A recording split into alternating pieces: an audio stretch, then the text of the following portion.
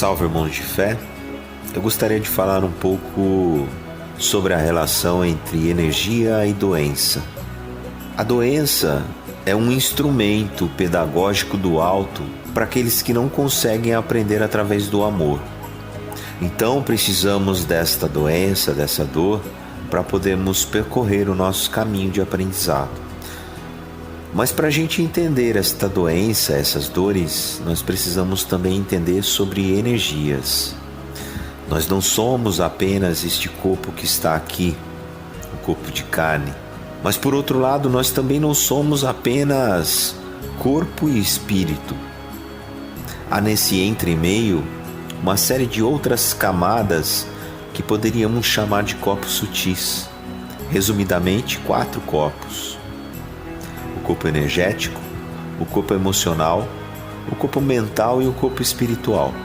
Esses 4 corpos reunidos formam o soma, ou seja, o nosso corpo físico e as emanações que dele propagam.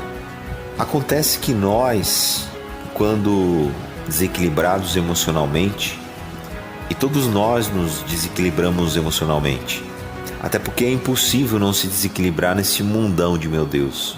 Quando isso ocorre, automaticamente há um desequilíbrio em conjunto destas estruturas, o que evidentemente vai gerar a médio e longo prazo desequilíbrios psicológicos quando alcançam o meu corpo mental, desequilíbrios energéticos quando atingem o duplo etérico, que é o mesmo que corpo de energia, e consequentemente atingirão o meu soma, que é o corpo físico, que lógico responderá com sintomas, com dores e consequentemente doenças. Tudo isso sem falar na influência sofrida por nosso corpo espiritual, que devido a essa baixa energética corre o risco de ataques de entidades afins ou ainda de magias, trabalhos energéticos encaminhados para minha pessoa. Ah, mas então eu vou sofrer ataques de espíritos das trevas? Não necessariamente.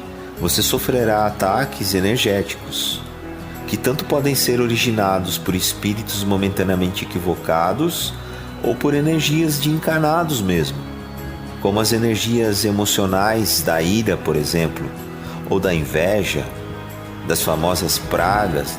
E uma coisa que a gente precisa entender é que não é porque algo de negativo aconteceu com a gente que nós estamos sendo vítimas de macumbaria, de feitiços, de magias negras, de trabalhos vodus. Muitas vezes o que acontece é que a gente baixa a vibração e ficamos suscetíveis a determinadas energias emocionais. Isso acaba prejudicando a nossa estrutura psicossomaticamente. Será que se eu for a um terreiro e me ofertar uma guia de proteção, um amuleto ou um patuá, eu vou ficar mais protegido? Sim e não. Sim, se você utilizar daqueles elementos com a força positiva do seu pensar, se motivar-se a seguir em frente de maneira mais leve, se oferecer a você todas as manhãs a oportunidade de ter um dia melhor.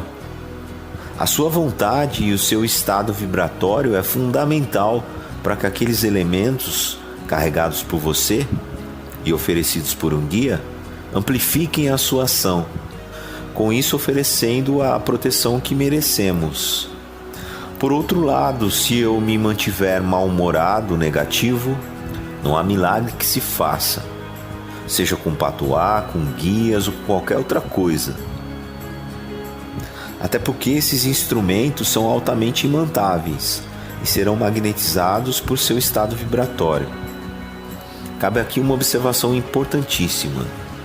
É por isso que não devemos ir ao terreiro e pedir um patuá ou guia de proteção para pessoas que estiverem ausentes.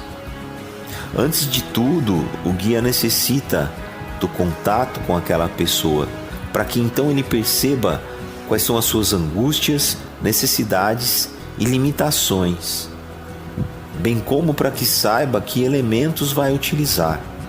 Uma vez essa pessoa presente no terreiro, O guia pode reequilibrá-lo e instruí-lo como se portar diante das situações, favorecendo com isso o uso correto dos elementos protetivos.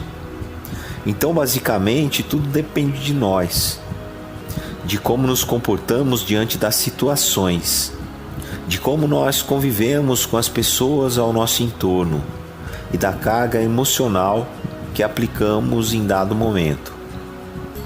A chave para a boa vida é saber controlar as nossas emoções. Eu sei que é difícil e que muitas vezes agimos dentro de um rompante, mas é necessário. Enquanto nós não aprendermos isso, nós não estaremos livres do instrumento pedagógico da dor. Enquanto não compreendermos isso, não seguiremos adiante a nossa evolução. Pensem bastante sobre isso. Racionalizem suas emoções e busquem evitar os rompantes. O silêncio é uma ótima oportunidade de aprendizado, pois ele ameniza e adequa as palavras e principalmente as nossas emoções. Saravá fraterno a todos, muito axé.